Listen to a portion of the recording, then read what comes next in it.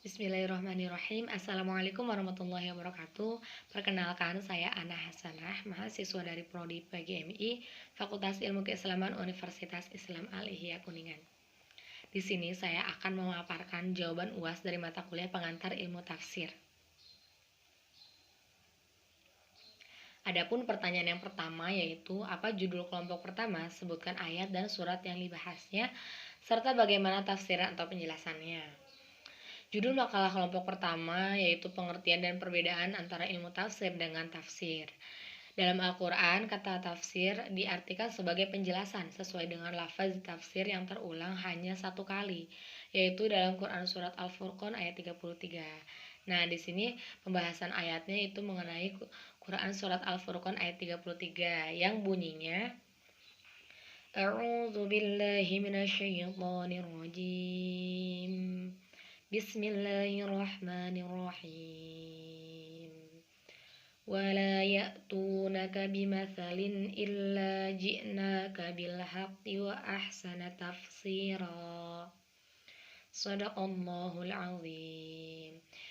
Yang artinya, tidaklah orang-orang kafir itu datang kepadamu dengan membawa sesuatu yang aneh atau ganjil, melainkan kami datangkan kepadamu sesuatu yang benar dan paling baik penjelasannya.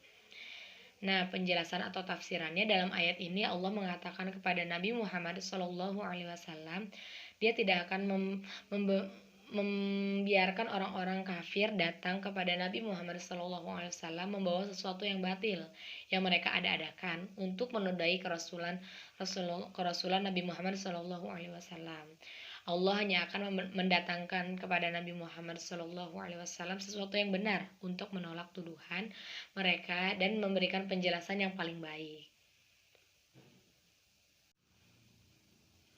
Dilanjut kepada pertanyaan yang kedua, yaitu sebutkan judul makalah kelompok 2-5 serta berikan penjelasan singkatnya minimal 2 kalimat sesuai dengan pemahaman Anda yang sudah didapat dari proses perkuliahan.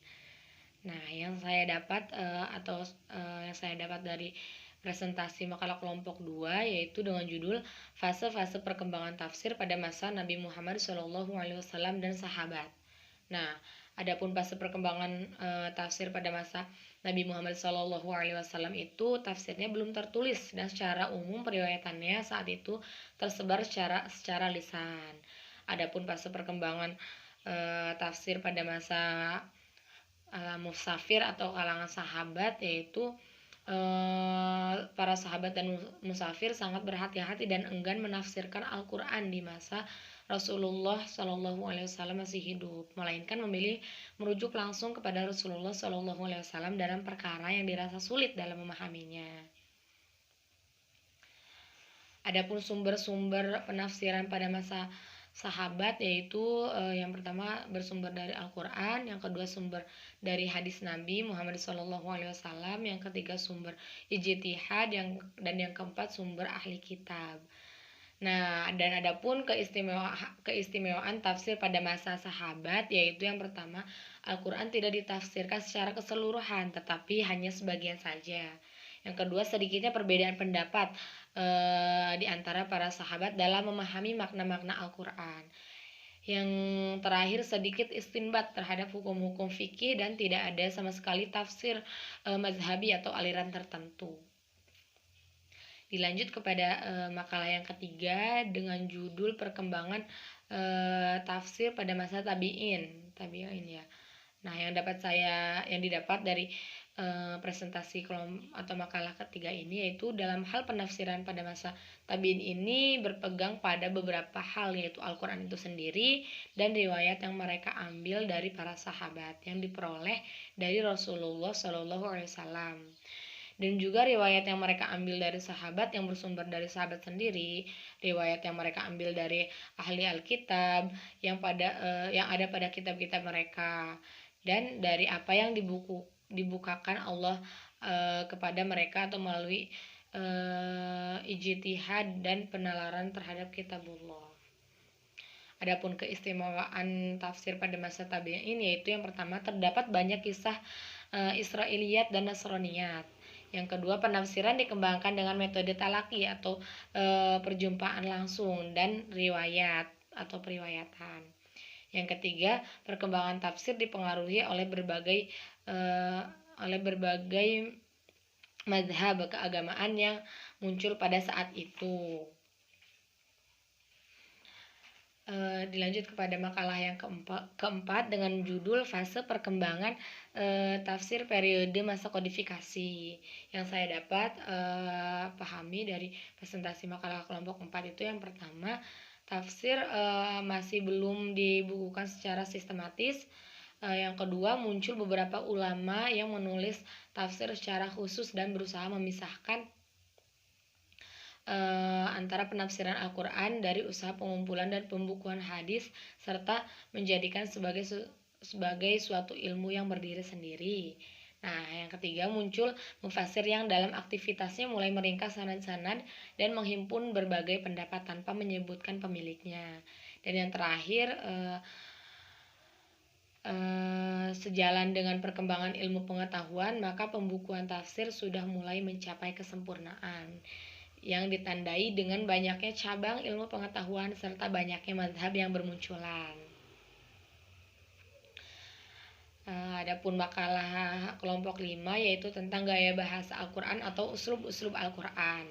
Nah, klasifikasi gaya bahasa di kalangan bangsa Arab itu ada 3, yaitu uslub kitabi atau gaya bahasa retorika, uslub ilmi atau gaya bahasa ilmiah, yang ketiga uslub adabi atau gaya bahasa sastra.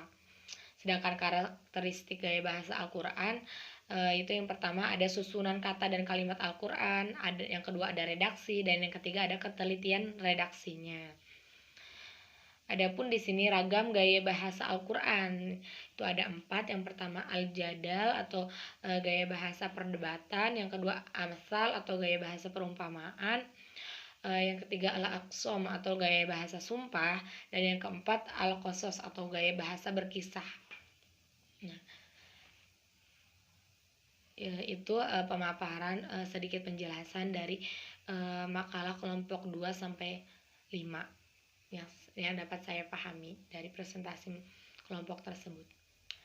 Lanjut kepada pertanyaan yang ketiga, yaitu apa yang Anda pahami dari diskusi kelompok 6, judulnya apa, dan kemukakan pemahaman yang Anda dapat sertakan seperti apa masukan dari kelompok lain dan dosen. Nah, kelompok 6 itu sendiri memiliki judul makalah metode tafsir tahlili dan tafsir ijmali. Dari diskusi kelompok 6 tentang metode tafsir tahlili dan metode tafsir ijmali, saya menyimpulkan bahwa metode tafsir merupakan salah satu metode dalam penelitian tafsir. Adapun metode tafsir tahlili yaitu berusaha menganalisa dan menjelaskan ayat-ayat Al-Quran secara keseluruhan dan komprehensif. Sedangkan metode tafsir ijmali yaitu penafsiran Al-Quran dengan uraian singkat dan global tanpa uraian panjang lebar. Untuk masukan dari kelompok lain dan dosen sepertinya tidak ada, karena dirasa cukup untuk pemaparan materi dengan judul makalah metode tafsir dan metode tafsir tahlili dan metode tafsir ijmali dari kelompok 6. Dilanjut kepada pertanyaan yang keempat, yaitu sebutkan Anda dari kelompok berapa setelah pelaksanaan UTS, apa judul makalah Anda, dan kemukakan secara singkat bagaimana isi pembahasan makalahnya.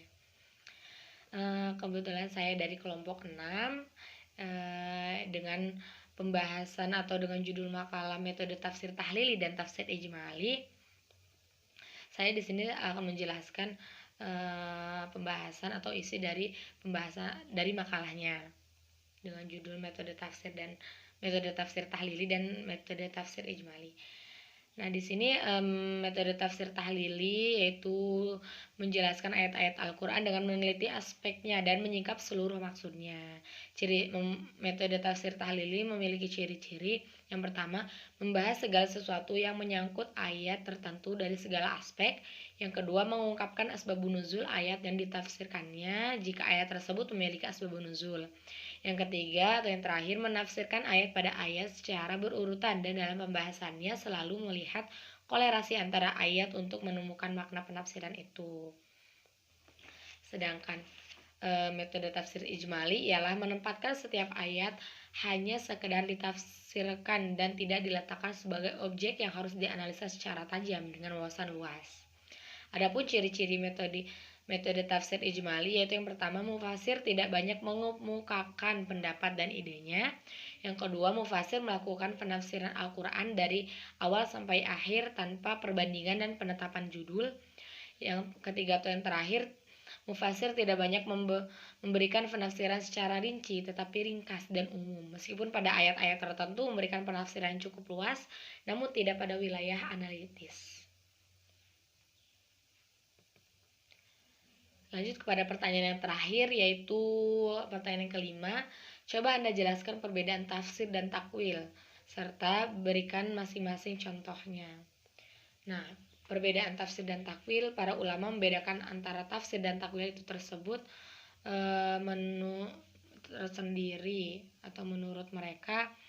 Tafsir lebih mengarah pada pengertian yang bersifat lahirnya ayat atau hanya terfokus pada makna teks lahirnya ayat, sedangkan takwil mengarah pada pengambilan makna yang lebih mendalam, makna yang tersembunyi dari ayat-ayat Al-Quran. Seperti itu. Mungkin cukup sekian pemaparan jawaban UAS yang dapat saya sampaikan. Terima kasih. Wassalamualaikum warahmatullahi wabarakatuh.